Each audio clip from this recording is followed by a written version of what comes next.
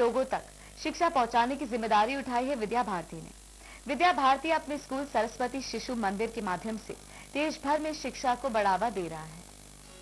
सरस्वती शिक्षा संस्थान यानी विद्या भारती एक ऐसी संस्था जिसने शिक्षा के क्षेत्र में 1952 में एक नए अध्याय की शुरुआत की और इस शिक्षा समिति की यात्रा 1959 में रीवा में एक विद्यालय से शुरू हुई। लेकिन आज एक छोटे से स्कूल से लेकर इनके स्कूलों की संख्या पूरे भारतवर्ष में 25,000 से भी अधिक हो चुकी है, जिनमें 30 लाख से अधिक बच्चे पढ़ाई करते हैं। सरस्वती शिशु मंदिर का संचालन विद्या भारती के द्वारा किया जाता है।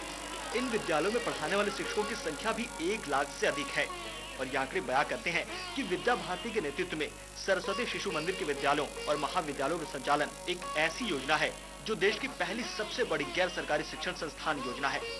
एक ऐसी योजना जो कहती है कहानी देश के सबसे बड़े गैर सरकारी शिक्षण संस्थान की।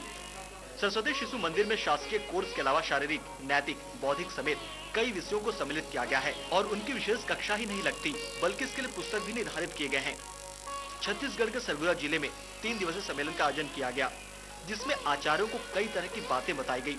इस सम्मेलन का प्रमुख केंद्र बिंदु था सरस्वती शिशु मंदिर में पढ़ने वाले बच्चों के द्वारा बनाए गए वस्तुओं का प्रदर्शन। ऐसी एक प्रदर्शनी थी दहेज की समस्या को लेकर, जिसमें कुछ ऐसे तथ्यों को शामिल किया गया था कि कोई भी इसे देखने से पीछे नहीं हटना चाह रहा था। इस सम्मेलन की शुरुआत विद्या भारती के राष्ट्रीय मंत्री राम अरवालकर ने मां सरस्वती, ओंकार और भारत माता के चित्र के समक्ष दीप प्रज्वलित कर और पुष्प अर्पित कर शुरू किया। इसके बाद सरस्वती शिशु मंदिर के स्कूलों में गाए जाने वाले सरस्वती वंदना, सरस्वती गीत, वंदे मातरम और ओंकार का नाद भी किया गया, जिसमें सभी आचार्य और प्रमुख अधिकारी भी शामिल थे।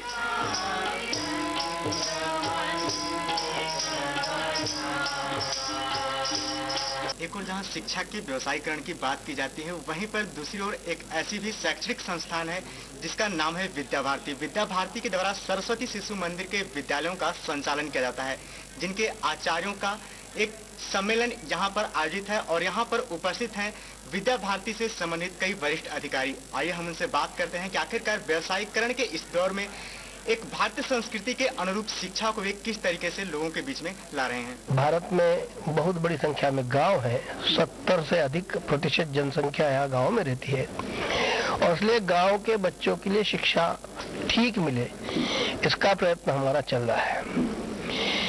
इनके अलावा सुदूर वनवासी क्षेत्र जहाँ पर सरकार ने विद्यालय तो खोले हैं, परंतु अनेक स्थानों पर वो ठीक नहीं चलते, शिक्षक वहाँ पहुँचते नहीं। वहाँ के बच्चों के लिए हम एकल शिक्षक विद्यालय चलाते हैं और नगरों में जो झुग्गी झोपड़ी की बस्तियां हैं, उन बस्तियों में हम संस्कार केंद्र चलाते हैं। इस प्रकार नगरीय, ग्रामीण, वनवासी क्षेत्र और उपेक्षित वर्ग, ये 4 प्रकार से हम विद्यालय चलाते हैं। श्री अरावरकर के मुताबिक सरस्वती शिशु मंदिर का मुख्य उद्देश्य है पिछड़े क्षेत्रों में निवास करने वाले प्रत्येक लोगों तक शिक्षा को पहुंचाना और इसे वो बखूबी पहुंचा भी रहे हैं। यही नहीं, सरस्वती शिशु मंदिर में पढ़ाने वाले आचार्यों की सबसे बड़ी विशेषता ये है कि व्यवसायीकरण और आधुनिकता के इस दौर में भी वो धोती और कुर्ते पहनकर विद्यालय में बच्चों को पढ़ाते हैं। वहीं जब हमने इन सब के विषय में और जानने की कोशिश की और पूछा कि आखिर सरस्वती शिशु मंदिर के आचार्य धोती कुर्ते में कैसे आते हैं, तो हंसते हुए इसका जवाब देते हुए विद्या भारती की प्रादेशिक सचिव राधेश्याम देवांगन बताते हैं, ये तो भारतीय संस्कृति है, संस्कृति को लेकर हम चल रहे हैं, बचाने का हमारा उद्देश्य है। बातचीत करने से वो पहनने लग जाते हैं और उस रंग में रंगने लग जाते हैं। विद्या भारती की तरफ से सिर्फ सरस्वती शिशु मंदिर के स्कूल का संचालन ही नहीं किया जा रहा, बल्कि लोगों को शिक्षा की मुख्य धारा में जोड़ने में एकल शिक्षक विद्यालय का संचालन भी किया जा रहा है। तो वहीं गरीब वनवासी क्षेत्रों के गरीब छात्रों के लिए वनवासी शिक्षा प्रकल्प भी चल रहा है। हमने उन वनवासियों के बीच में जो उपेक्षित बस्तियां हैं, इस प्रकार के बस्तियों के उन बच्चों को संग्रह करके और उस स्थान पर हमने एकल शिक्षक विद्यालय वनांचल शिक्षा सेवा न्यास के माध्यम से चलाने का प्रयत्न किया है। और एक बहुत बड़ा समूह आज भी शिक्षा के क्षेत्र में वंचित है, परंतु वनांचल के माध्यम से वो शिक्षा ग्रहण कर रहे हैं हमारे एकल विद्यालय के माध्यम से और शिक्षित हो रहे हैं, संस्कारित हो रहे हैं। 1959 में विद्यालय से आरंभ विद्या भारती की सरस्वती शिशु मंदिर के पास आज 25,000 से अधिक विद्यालय हैं। पर इस विद्यालय पर समय समय पर हिंदुत्व के प्रति कट्टरता फैलाने और स्कूलों में हिंदू धर्म की जानकारियों और हिंदू धर्म के लोगों को प्रमुखता देने के आरोप लगते रहे हैं। लेकिन आज हकीकत यह है कि यदि केवल छत्तीसगढ़ और उड़ीसा की बात की जाए तो हर साल राज्य शिक्षा परिषद के द्वारा 10वीं 12वीं के क्लास में 100 लोगों की मेरिट सूची में 60% से भी अधिक बच्चे केवल सरस्वती शिशु मंदिर से ही होते हैं। ये तो सिर्फ छत्तीसगढ़ और उड़ीसा का सच है।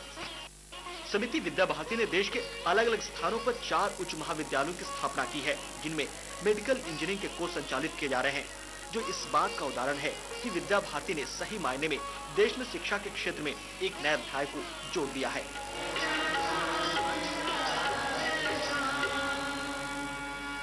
लक्ष्मी माँ धन और संपत्ति लाती है। लक्ष्मी माँ के साथ साथ माँ सरस्वती और गणेश